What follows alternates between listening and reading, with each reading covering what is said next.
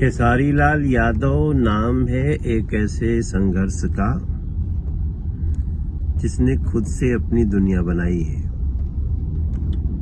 और खेसारी लाल यादव नाम है एक ऐसे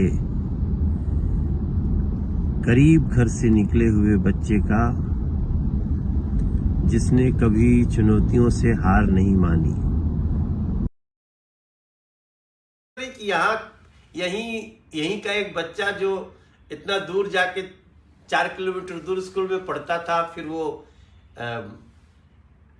इतना अच्छा उसके जीवन में हो सकता है, मैं उसको बहुत अच्छा मानता हूं। असल में मेरा एक थॉट है, मैं सोचता हूं कि सफलता क्या है।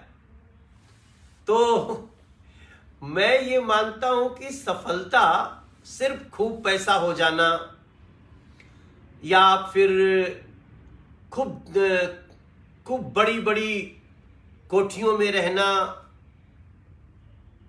बड़ी बड़ी गाड़ियां होना, मैं इसको सफलता नहीं मानता।